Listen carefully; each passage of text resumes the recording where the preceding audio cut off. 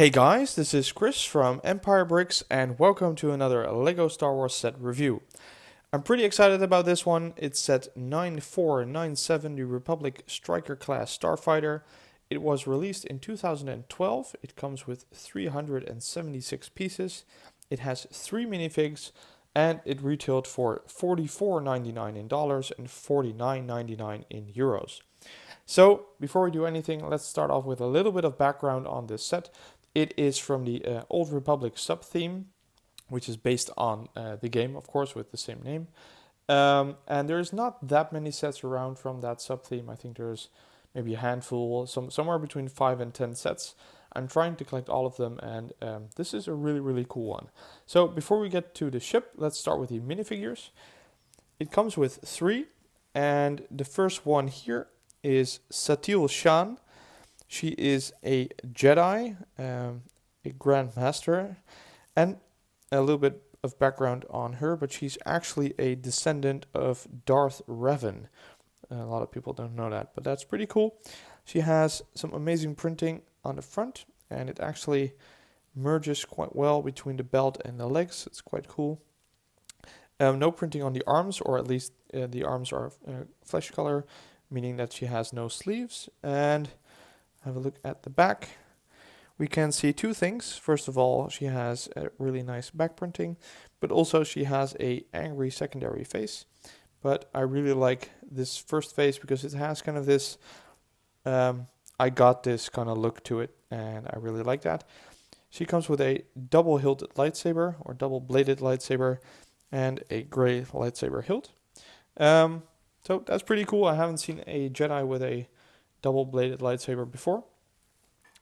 Next up is Jace Malcom. He is a commander of the Old Republic Army, and he looks pretty cool. He has this really huge brick-built gun, which I will remove in a second. You've seen this or something like this in the Old Republic Battle Pack as well. It's a little bit smaller than this, but I'll remove it for the moment so I can show you more about this figure.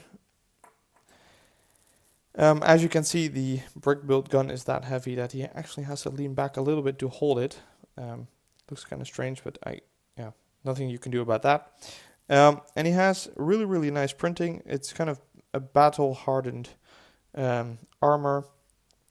It has some of the looks from the clone troopers. It has the 2 chest plates, but it has a sash. It has some red markings, which are not exactly symmetrical, I think, or maybe it's because of the knife that's in front. Some printing on the front. It actually looks a little bit like a shock trooper. And it has some printing on the back, nothing too special. His face is also a little bit battle hardened with some scars and a little bit of a 5 o'clock shadow. The hairpiece is nothing too wild, but it gives him a little bit of a more personal look. I do wish though that they would give him a helmet with this, and underneath the hair there is no secondary face for him, which is kind of a pity because if you look at the hairpiece, I think that would have been possible, but still, really nice figure to have. He ultimately became the supreme leader of the Republic Army. So this is kind of cool. I already have some Old Republic troopers, and he is definitely going to command them. And the third minifigure is an astromech droid named T701. And this guy is really amazing. Let's see if I can get him sharp. Yeah, that's great. So he is mostly brick built. He has the same legs as all the other astromechs, but on the back he has a wheel on which he rides, which does mean that he doesn't have this tilted look that most astromechs have, because the wheel would, prevent that. But you can actually remove the wheel if you want to, and then give him this look if you want.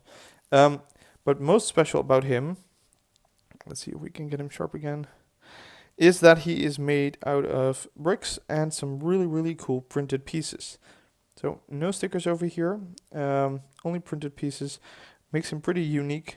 It's a really one of a kind. I'm really happy to have him, and he will be with Jace Malcom all the time. So Let's put this over here. Next up is the set. It's the Republic Striker class Starfighter, the actual fighter that the set is about. It's a pretty big ship, as you can see. I was kind of amazed. It's bigger than I imagined, especially because this part is the back part is built separately at the end of the instructions. So first of all, you have kind of all the way up here, and this piece is missing, so it looks kind of small, but once you add this, it looks pretty big. So first the looks. I really like the color scheme. It has some great combinations of white and orange and dark red, so it looks amazing. And as I said, there's printed pieces on the astromech. These are also printed pieces. In fact, there are no stickers in this set at all. Everything is printed, which is something that we don't see that often anymore. Even though the set is from 2002, I think that is pretty remarkable and something that, for me is a really, really big plus. It shows that LEGO put a lot of effort into this, and it really, really shows off. It looks great, so I'm happy with that. Off to the functionalities, it actually has quite a lot. Some are small, so there's these fins on the front that you can move, and there's one fin on the back that you can move a little bit. But that's just basic. But I think it's a really small effort to do stuff like this that really makes a set if you have a little bit more stuff that you can move around. But yeah, so in the cockpit, which you can open, there is some printed pieces as well. And it's a little bit hard to see, but underneath here there is actually a dashboard piece, which is also printed. And there's this handle, so you can put your figure in here. Now, this ship actually has two modes, if you would say. It has a flight mode and an attack mode, or kind of both. As you can see, the wings are closed right now, and there's these blasters underneath, but there is nothing flick fire missile or a stud shooter or anything related to these blasters, but still it looks pretty cool. But you can actually open these wings, so you can click them open and then hold it like this, and now it actually resembles kind of a predecessor of the X-Wing, which is pretty amazing. I think this looks great. But as you can see, if you open the wings, the blasters are kind of weird. That doesn't matter because they have a hinge and you can actually turn them around, and then you can make them look like this. And I think that's a pretty neat feature. It's really smart, so it gives you opportunity to change the vehicle completely. Both of the versions look completely amazing.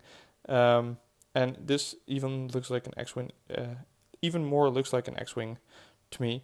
But an added benefit of opening the wings is that now you have access to these Technic pins over here, which are linked to these flickfire missiles. So this is something I haven't seen before, but how this works is these flickfire missiles are in this Technic piece. They are closed, and these bars are behind them, and you can actually, instead of hitting the flickfire missile directly, you indirectly hit this one, and you can shoot them like this. So I think that's a pretty cool feature. It shows that they put effort into the design, and I think it's really neat. It works great, better than most flickfire missiles, because you actually have to hit it, and this you can actually just push and it will fire. The wings itself, like I said, they can switch position. There's this clip over here, and if you close it, it will end up on this bar piece, and it will actually stay there. So you can, let's change this again. It has the same mechanism over here, so it has clips. You can remove it from the clip and then click it into place, which keeps it from flopping around all the time. So that's a pretty cool feature. It's the main feature of the ship. But I think, especially kids, but even me, I don't get tired of, changing the wings. So I think it gives you actually two ships for the price of one, which is amazing. There is a small feature in the back. There is these two clips over here, which are meant to hold either Satil's lightsaber blades or maybe Malcolm's gun. But that's about it. So it's not too much functionality, but for a ship this size, I think it's pretty decent. Let's close it up again. In the closed position, it actually looks a little bit like an A-wing, I just realized, but that's a small detail. So let's put it over here. Some final thoughts about this set. I think it's an amazing set. I'm really happy to have this. The Old Republic sets are pretty good sets anyway. Almost all of them are great. Even the battle pack gets a lot of hate, but I think it's pretty cool. This one in particular is amazing. It has great color. It looks really, really cool. No stickers. Everything is printed. The ship itself has some cool functionality. The minifigs are completely unique. They are very different from anything we've seen in other Star Wars sets.